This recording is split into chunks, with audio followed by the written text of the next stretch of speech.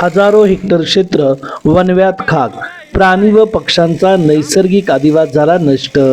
पाटण तालुक्यातील ढेबेवाडी वन विभागाच्या नावावर हजारो हेक्टर जमीन असून दिवसेंदिवस वनक्षेत्राला लागणाऱ्या वणव्यामुळे वनसंपत्तीचे मोठे नुकसान होत आहे.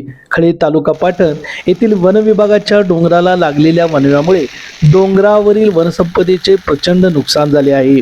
वन विभागाच्या कर्मचाऱ्यांनी संघर्ष करूनही हा वणवा विझवण्यास त्यांना अपयश आले आहे. त्यामुळे हजारो हेक्टर क्षेत्र जळून खाक झाले.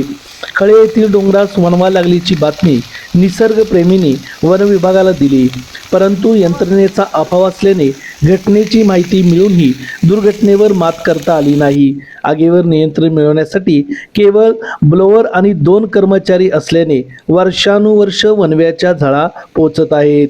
या वणव्यामुळे डोंगरावरील व आसपासची औषधी वनस्पती जळून नष्ट झाल्या आहेत.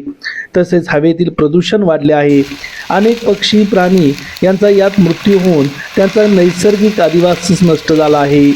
जमिनीची सुपीकता कमी होऊन मातीची धूप वाढली आहे. वणव्यामुळे हजारो वनक्षेत्र जळून खाक झाल्यामुळे अनेक समस्या निर्माण झाल्या आहेत. अनेक झाडे जळून खाक झाली आहेत. दरवर्षी घडणाऱ्या या घटनेकडे वन विभागाचे दुर्लक्ष झाल्यामुळे वणवा पेटवणाऱ्यांचे फावले आहे. यावर्षी घडलेल्या या घटनेकडे वन विभागाने गांभीर्याने पाहून अशा व्यक्तींना कडक शासन करावे अशी मागणी नागरिकांच्यातून होत आहे.